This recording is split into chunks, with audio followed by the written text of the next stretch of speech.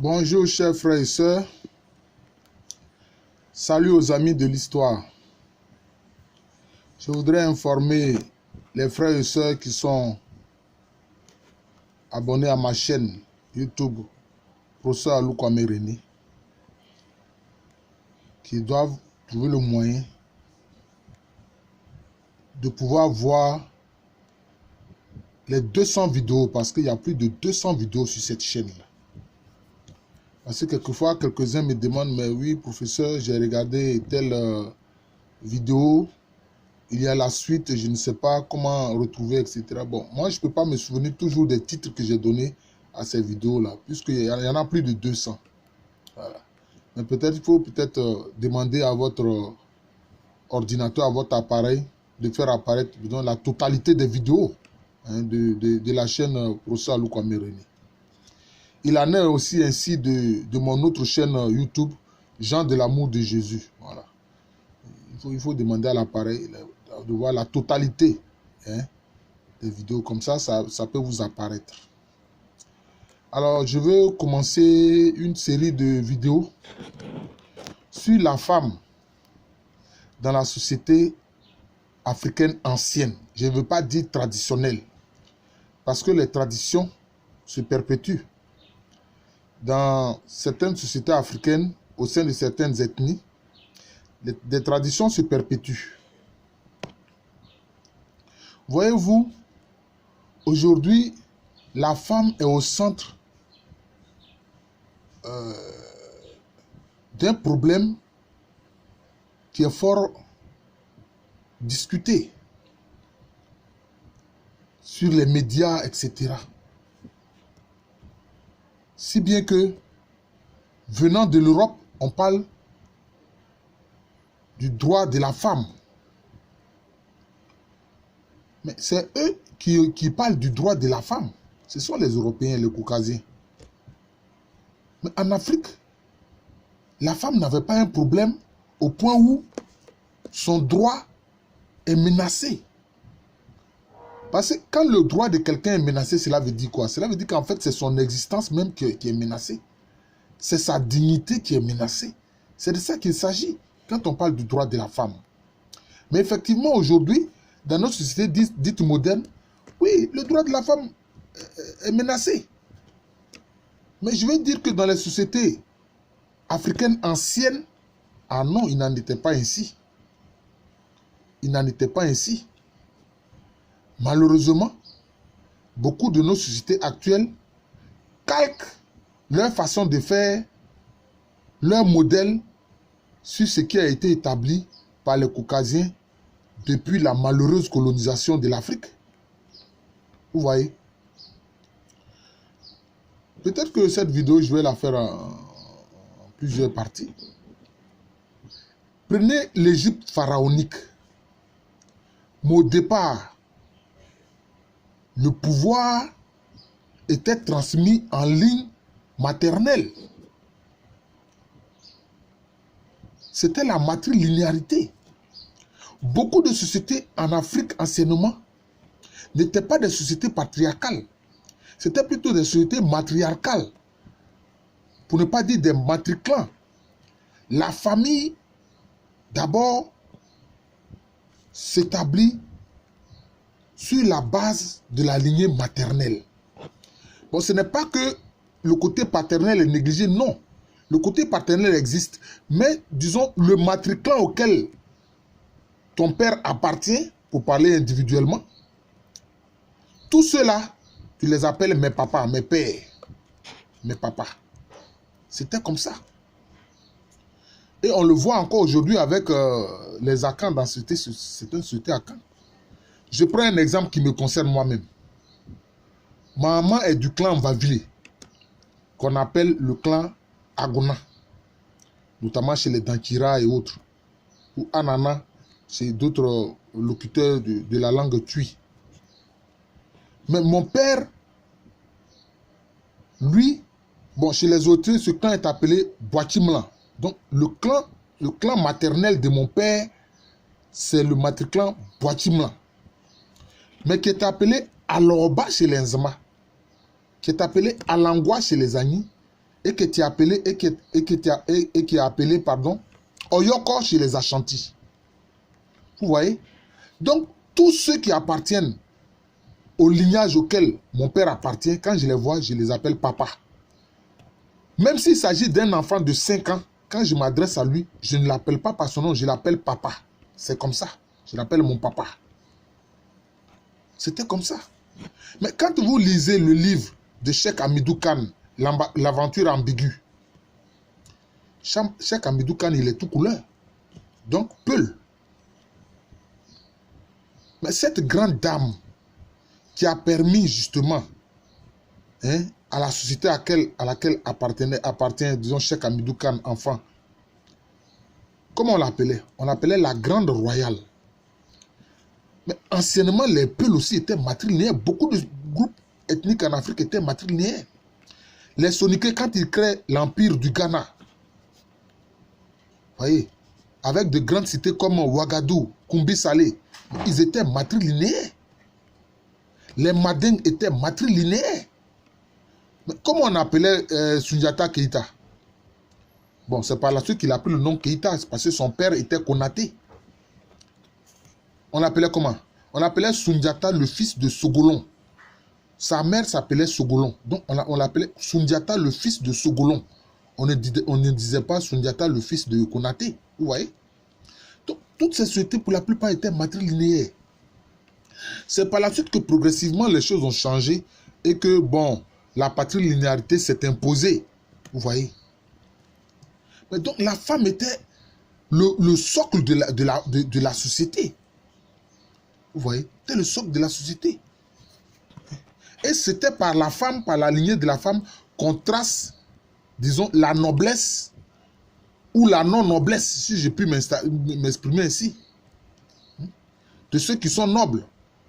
Vous voyez? Ou de ceux qui sont esclaves ou descendants d'esclaves. Parce que les Africains faisaient une grande différence entre l'esclave et le descendant d'esclaves. Et ils ne maintenaient pas les gens dans la servitude ad vitam aeternam comme les Caucasiens l'ont fait en Amérique ou aux Amériques. Vous voyez? Pour prendre un exemple précis, regardez chez les Baoulés de Côte d'Ivoire. Comment on désigne le noble? Quand on veut dire que des gens sont nobles. Un noble, on dit quoi? On dit Ba. Or, la femme, c'est Bla. Donc, c'est-à-dire que l'enfant s'appelle Ba aussi. Donc, le véritable enfant, c'est le descendant de la femme noble. Et cette expression se retrouve même dans la langue Ashanti. Parce que quand les Ashanti sont réunis, quand vous vous adressez à eux, vous dites quoi? Bafo. C'est-à-dire que les nobles qui sont rassemblés. Mais ce n'est pas la lignée maternelle. Ce n'est pas la lignée maternelle. Vous voyez? Donc, le pouvoir, c'était d'abord par la lignée maternelle. C'est pour ça qu'on a vu, dans l'Égypte pharaonique, finalement, les pharaons, ou les Faris, parce que le vrai nom c'est Fari, épouser, disons, leur sœur. Mais quand on dit leur sœur, ce n'est pas forcément celle avec qui il a la même mère, non. Ça peut être, disons, pour utiliser le langage indo-européen, ça peut être sa cousine en ligne maternelle. C'était comme ça. Parce que la royauté, la noblesse se transmettait en ligne maternelle. À partir de ce moment-là, on ne peut pas s'amuser à ne pas respecter le droit de la femme. Ah non. Quand j'ai fait mes vidéos sur l'organisation des Akans, l'organisation ancienne des Akans, mais qu'est-ce que je vous ai dit? Il y avait le roi, Ohine, et puis il y avait la reine, Ohima. C'est comme ça. Le roi à sa cour, la reine à sa cour. Alors, c'est l'expression Ohima, notamment en langue tui ou en langue ashanti, qui est Blahima, dans les langues Agni, Baoulé, etc. Et ça a été malheureusement traduit en français reine-mère. Oh non, il ne s'agit pas de reine-mère. Non, non, non, c'est une reine simplement. C'est une reine. Quand on dit Blahima, ou Obahima, ou Ohima, c'est une reine. Elle aussi, elle avait sa cour. Le roi a sa cour, la reine a sa cour. Mais c'est lié à des données spirituelles. Voilà. C'est lié à la dualité. c'est lié au principe masculin et féminin. Les deux qui produisent la vie. Donc, quand il y a le roi, il y a aussi la reine. C'était comme ça dans l'esprit de ces populations africaines-là. Oui. C'était comme ça. Et, pour prendre l'exemple des Akans, mais qu'est-ce qu'on voit? Hein? Les noms de jours de naissance. Les noms de jours de naissance. Je vais laisser pour le côté masculin parce qu'aujourd'hui, nous voulons parler des femmes. Mais quand on dit Akisi ou Akasi, Amwe ou Ama, Adjoa ou Adjoba, Afiba ou Afoué, ça correspond à des jours de naissance des personnes de sexe féminin. Mais ça correspond aussi à quoi? Ces noms-là, ou ces prénoms de naissance, sont aussi des noms de la terre. Il faut savoir ça. Ce sont des noms de la terre. C'est pour ça que les Ashanti et tous les autres locuteurs disent, parlant de la terre, Asase Ya.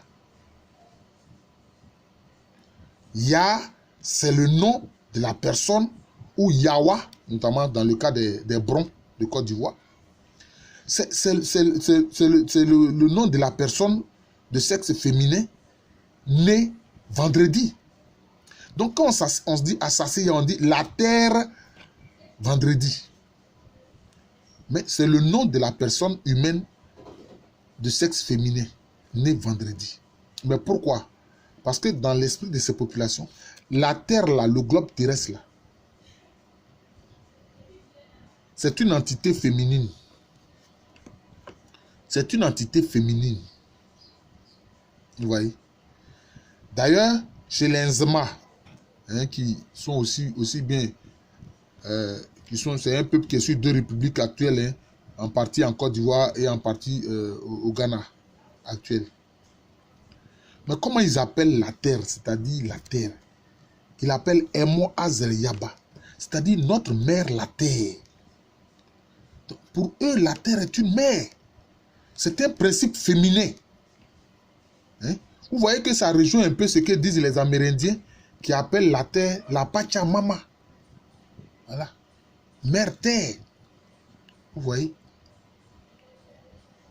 Donc, si on respecte le principe féminin, qui est le globe terrestre sur lequel l'être humain vit, mais on ne peut pas ne pas respecter la femme, qui est le visage humain de la terre-mère. Est-ce que vous comprenez un peu ce que je dis, la logique de ce que je dis? C'était comme ça. Vous comprenez? Donc, la femme était importante. Si bien que, c'est vrai, c'était des sociétés qui pratiquaient la polygamie. Ça, c'est vrai. Mais la première épouse a toujours une préséance sur les autres épouses. C'était comme ça. La première épouse, là, elle a une préséance sur les autres épouses. Et son époux, pour qu'il puisse épouser une deuxième femme, une troisième femme, il a besoin d'avoir l'accord de sa première épouse. C'était comme ça. Si elle refuse, il est obligé de lui demander pardon, de lui faire des cadeaux, etc. Jusqu'à ce qu'elle cède. C'était comme ça. C'était comme ça. Même pour les sociétés qui par la suite sont devenues des sociétés patriarcales, comme chez les Mossé et autres. Mais pourquoi est-ce que c'est le premier fils qui a la préséance sur les autres fils pour hériter et pour devenir, disons, Nahaba, donc roi, après le décès de son père? C'est dû au fait que sa mère est la première épouse. C'est dû au fait que sa mère est la première épouse. C'est comme ça. Vous voyez? C'est comme ça. Et si un époux s'amuse à avoir une attitude, un comportement de maltraitance vis-à-vis de son épouse, mais elle le convoque directement devant le conseil des anciens. Elle le convoque devant le conseil des anciens. C'était comme ça. elle le convoque devant le conseil des anciens. Première chose, elle peut en référer à la mère même de son époux pour dire, voilà, maman, ton fils là, il me maltraite, voilà ce qu'il me fait. Alors, la mère de ce dernier là va lui parler pour dire, ah non, on ne peut pas traiter ta femme de cette façon-là. C'était comme ça. S'il n'écoute pas, alors son épouse s'en réfère maintenant à qui? À son frère, à elle. Qui peut même venir, s'il est assez fort, donner une bonne leçon physique à son beau-frère. Qui maltraite sa soeur. C'était comme ça. Et s'il persiste, mais ça va aller devant, ça peut même arriver devant le conseil du roi. Ça peut quitter le village ou le conseil du village, aller jusqu'au conseil du roi. Ou alors cet homme qui ne veut pas respecter sa femme sera soumis à une forte amende. Voilà. Et s'il persiste, ben, le divorce est prononcé. Le divorce est prononcé. C'était comme ça. Si bien que, dans les sociétés à Caen, par exemple, quand la femme, sa famille est basée en un lieu A, et que son époux, après l'avoir, disons, épousé, marié, l'envoie en un lieu B, mais qui est très éloigné du lieu de résidence de sa famille. Mais comment est-ce que les Akans procédaient? C'était très simple. Si la famille de la femme là est par exemple du clan, je prends un exemple, hein, du clan par exemple Aduana, qui est le clan qui a pour symbole le chien et le feu. La localité dans laquelle son mari s'est installé là, la famille de la femme va contacter une famille là-bas, qui est aussi du clan Aduana. Vous voyez? Pour dire à cette famille là, nous sommes Aduana, vous aussi vous êtes Aduana. Mais vous voyez, nous sommes éloignés, nous sommes peut-être dans une localité, peut-être en pays Agni. Mais voilà que notre fille a été épousée et elle a été envoyée en pays Fanti. Vous êtes Aduana comme nous. Nous vous confions notre fille, qui est aussi votre fille. C'est vrai, nous sommes de deux lignages différents, mais nous sommes de même matriclan. Nos ancêtres lointains sont les mêmes. Donc, occupez-vous de notre fille comme si c'était la vôtre. Veillez sur elle et protégez-la. Si elle a un problème, aidez-la, soutenez-la. C'était comme ça. C'était la technique que les Akans utilisaient. Du fait que les mariages, quelquefois, faisaient que la femme s'éloignait du lieu de résidence de son matrilignage, a fait dire aux Zemas à travers un dicton qui dit que la femme fait que la famille se promène. C'est comme ça que cela se dit en langue Zema. Cela veut dire quoi? Parce que quand la femme quitte la résidence de sa famille maternelle et elle est épousée, elle est envoyée loin, quand elle fait des enfants, cela veut dire que dans ce lieu de résidence où elle est partie être mariée, où elle a fait des enfants, des membres du lignage alors se retrouvent en ce lieu-là. C'était comme ça. C'était comme ça. Vous voyez, c'était comme ça. Quand on parle par exemple de l'histoire du fondateur d'un village, Sankadiokro, dans la Nine Denia, dans la région d'Abangourou. Mais le fondateur de Sankadiokro, Nana Sapim, mais qu'est-ce qu'il faisait? Il allait vers le pays Bona. Il a quitté le Sahiyé, il partait en pays Bona. Pourquoi? Parce qu'il avait une parente qui était mariée en pays Bona, qui est éloignée du Sahiyé. Vous voyez? Donc il partait rendre visite parce que quand la femme est si éloignée, quelquefois des gens de la localité vont la traiter d'esclave. Parce qu'on ne voit pas certains membres de sa famille venir à elle. Vous voyez? C'est comme ça que, chemin faisant, quand il est arrivé dans la zone de la région d'Abangourou, oui, c'est ainsi que le chef de Yakassé, Féassé, lui a demandé de s'installer dans sa région. Il a accepté. C'est ainsi qu'il a créé le village de Sankadiokro, mais il allait rendre visite à sa parente qui est en pays Bona. Vous voyez? Donc cela veut dire que la famille là est établie aussi en pays Bona, alors que anciennement, le lieu de résidence, c'était dans le Sahiyé. Si bien que beaucoup de familles Akan sont établies au sein de différents groupes ethniques. Voilà, c'est ça. Ils sont établis au sein de différents groupes ethniques. C'est comme ça. Au sein de différents groupes ethniques. Par exemple, il y a, chez les Nzema, il y a une localité qui s'appelle Bomoakpole. Mais la famille royale de Bomoakpole, mais ils savent que les ancêtres sont venus d'Ashanti Kokofu, c'est-à-dire Kokofu en Ashanti. Vous voyez? Donc la même famille maternelle là, établie en pays Nzema à Bomoakpole, leurs parents sont encore à Kokofu en Ashanti. Et quand il y a des obsèques, bon, ça circule de part et d'autre. Mais regardez la distance entre Bomoakpole en pays Nzema, dans le sud-est du Ghana actuel, et puis Kokofu en Ashanti. Mais c'est une grande distance. Vous voyez? Mais c'est parce que les femmes souvent étaient mariées et envoyées dans des endroits très éloignés du lieu de résidence, disons, habituel de leur famille.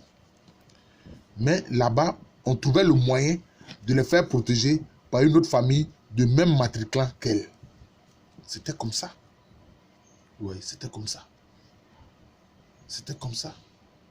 Et ne jouez pas. Regardez par exemple le royaume du Dahomey ou le royaume d'Abomey par rapport au nom de la capitale de ce royaume. Mais quand on fait les rois du Dahomey, mais ils ont créé une unité spéciale de guerriers qu'on appelle Agoledji. Les Agoledji. Vous voyez? C'était une unité spéciale de guerriers entièrement dévouée au roi du Dahomey.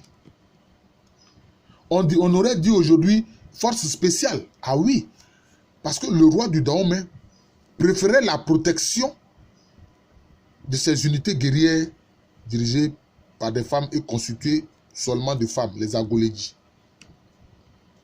Vous voyez? Donc, dans les sociétés anciennes africaines, la femme était très, très, très importante. Nul ne pouvait s'amuser à bafouer ses droits.